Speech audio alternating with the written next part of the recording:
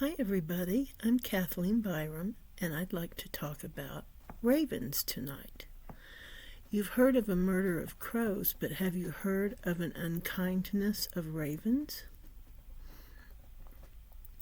I've got some facts here that I'm going to share with you about ravens. The superintelligence facts. They plan for the future.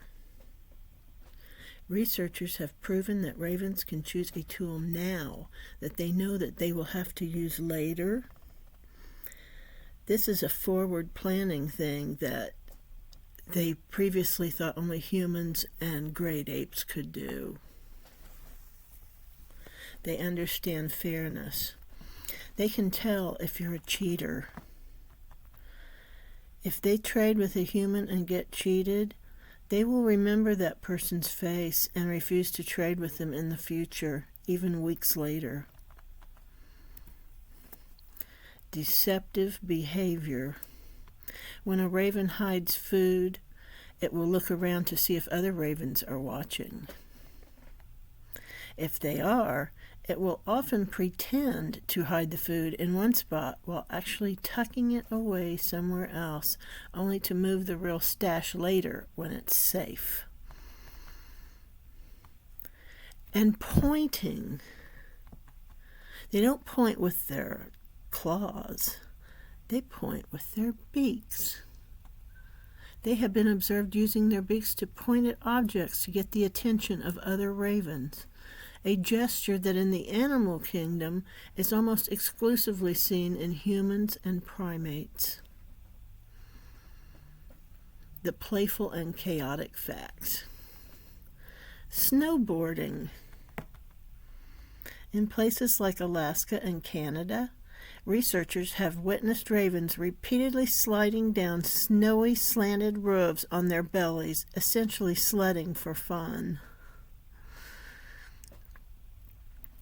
Aerial acrobatics. Ravens are masters of the sky.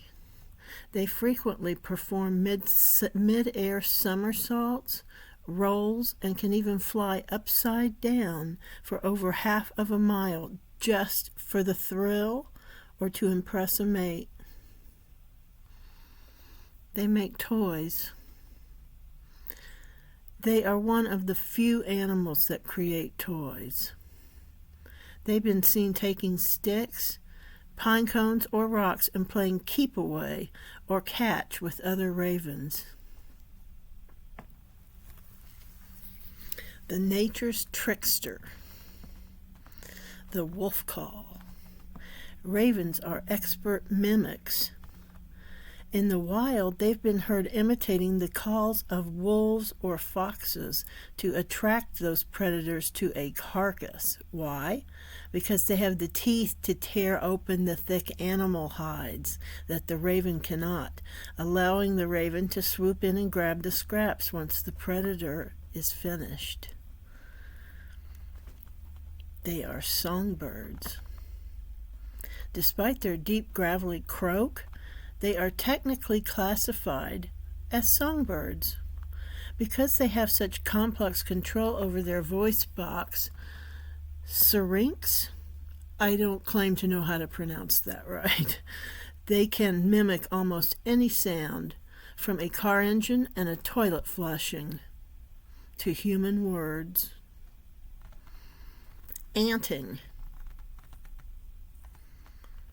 They participate in the anting thing of rubbing ants, getting in the ants and rubbing around. Here is a comparison of a raven to a crow, if you're confused by the two.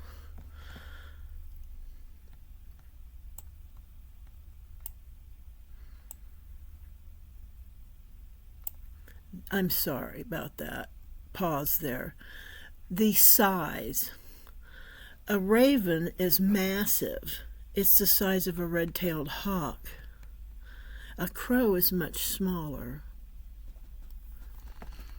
The tail shape. It says a raven has a wedge-shaped tail like a kite, and a crow has a fan-shaped, rounded tail. The call. The raven has a deep, gravelly croak. The crow has a high-pitched caw. Social. Usually pairs or small groups for the raven. A crow goes in often large flocks. Well, that's enough for now. That's it. I'm Kathleen Byram, and I'm the author of Conversations with Donkey, A Bipolar Journey. It's available at Amazon and Barnes & Noble and Walmart, all online. If you get it at Amazon, it'll be between $4 and $8 most likely. It runs for $23.99 other places. It's also Googleable, and you can also find it at KathleenByram.com. Thank you for listening. I hope that if you have any facts on ravens, that you might consider sharing them with me down in the comments and liking and possibly subscribing. Thank you. Bye-bye.